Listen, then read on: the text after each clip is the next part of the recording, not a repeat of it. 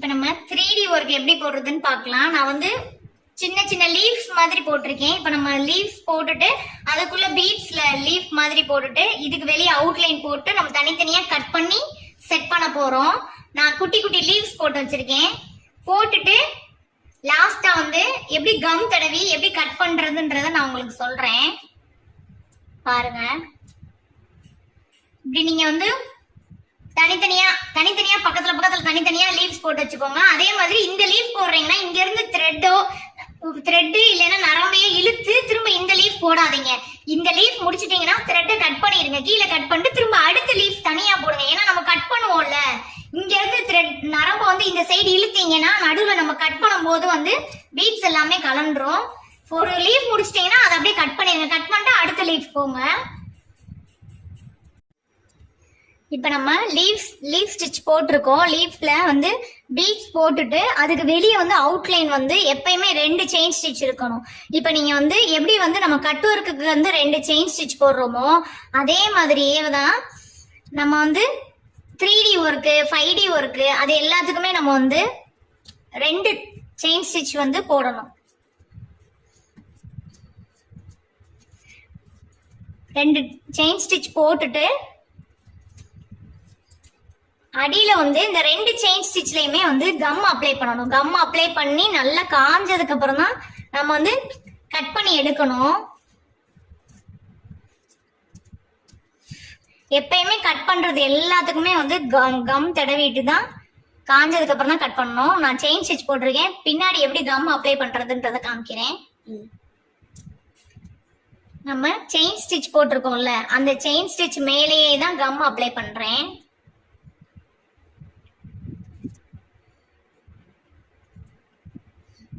Come apply பண்ணிட்டு காஞ்சதுக்கு அப்புறம் தான் நம்ம வந்து கட் பண்ணணும். 2 செயின் ஸ்டிச் மேலே நீங்க பாத்தீங்களா, ஒரு இடத்துக்கும் த்ரெட் இழுக்கவே இல்லை பாத்தீங்களா. ஒரு இடத்துலயும் நம்ம வந்து போட்டுட்டு கட்டையோ த்ரெட்டையோ வந்து கட் பண்ணிட்டு தான் அடுத்த இடத்துல இருந்து ஸ்டார்ட் பண்ணணும். இப்ப இது காஞ்சவன கட் பண்ணி கிளாத்ல வந்து செட் பண்ணுவோம். பார்க்கலாம் எப்படி செட் பண்றோம்னு.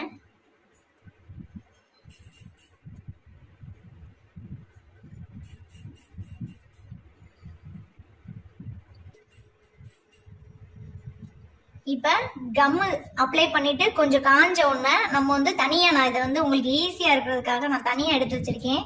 இப்ப இந்த ஒரு லீஃபையுமே நான் தனியா வந்து கட் பண்றேன். இந்த செயின் ஸ்டிச்சை ஒட்டி கட் பண்ணுங்க.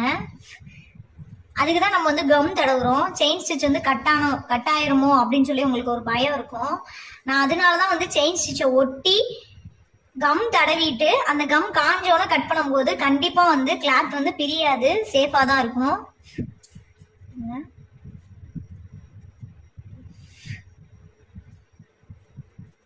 ஊட்டி இந்த லீஃப் வந்துச்சா. இப்ப இந்த மாதிரி எல்லாத்தையுமே நம்ம கட் பண்ணி வைக்கணும்.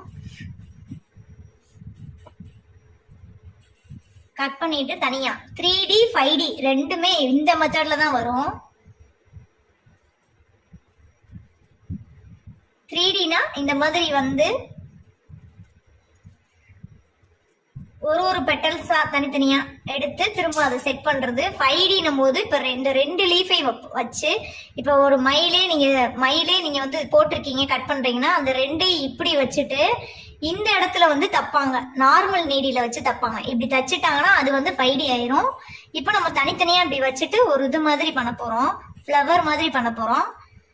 இது வந்து 3D ஒர்க்கு. 3D 5D ரெண்டுமே ஒண்ணுதான், டிஃபரன்ஸ் கிடையாது.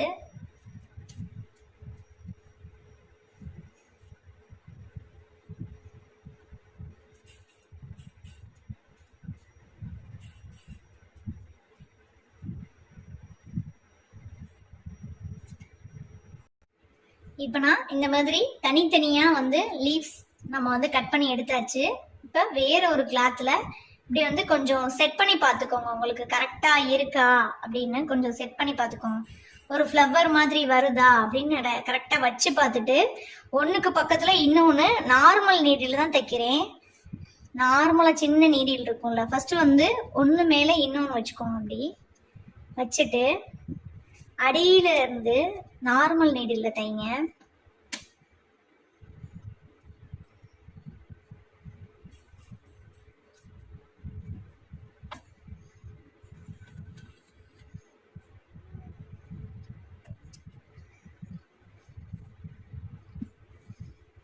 ஃபர்ஸ்ட் ஒன்று தச்சுட்டேன். அப்போ அதுக்கு பக்கத்துலேயே இன்னொன்று வச்சு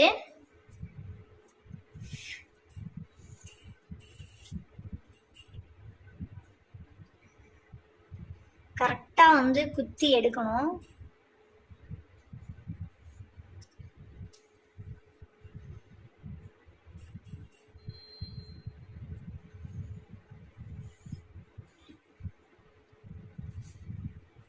த்ரீடி ஒர்க்கு தனித்தனியாக பேச்சஸ் மாதிரி தயாரிச்சுட்டு அதுக்கப்புறம் இப்படி தான் பண்ணணும். நார்மல் நீடில் தான் வந்து நம்ம ஸ்டிச் பண்ணணும்.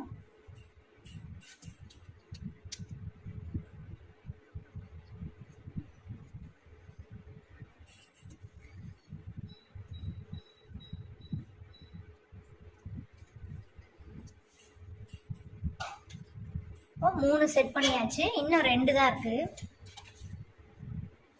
நான் சும்மா வந்து உங்களுக்கு சாம்பிளுக்காக தான் நான் இதை காமிக்கிறேன். நீங்கள் வந்து உங்கள் க்ரியேட்டிவ்க்கு தகுந்தாப்புல இந்த மாதிரி 3D ஒர்க்கு பேட்ச் மாதிரி பண்ணி நீங்கள் செட் பண்ணுங்க.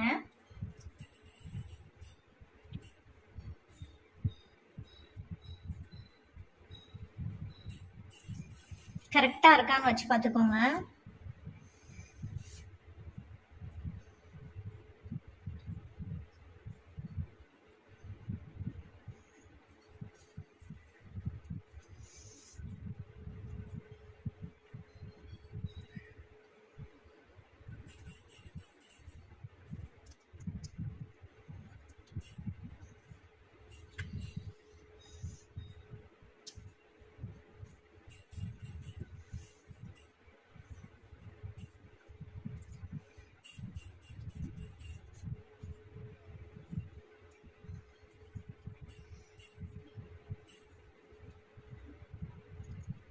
உங்களுக்கு வந்து லீஃப் கொஞ்சம் தூக்குற மாதிரி இருந்துச்சு அப்படின்னா இன்னொரு ஸ்டிச் போட்டுக்கிட்டிங்கன்னா கிளியரா தூக்காது. அது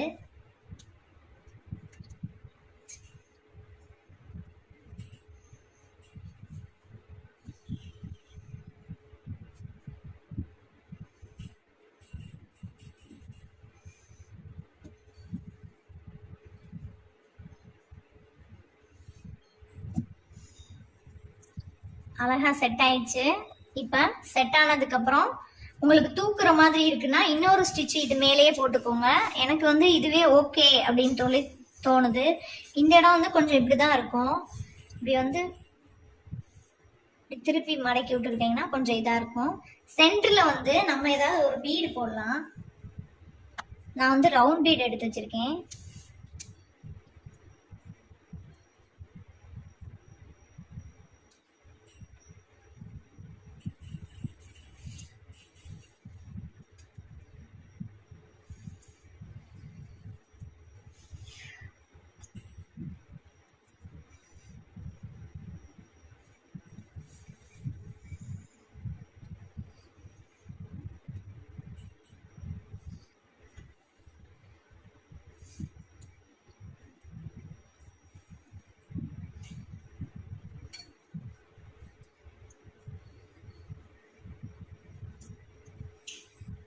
அவ்வளோதான் 3D ஒர்க்கு. இப்படி தான் பண்ணணும். தனித்தனி பேச்சஸாக ரெடி பண்ணிட்டு திரும்ப நம்ம செட் பண்ணணும்.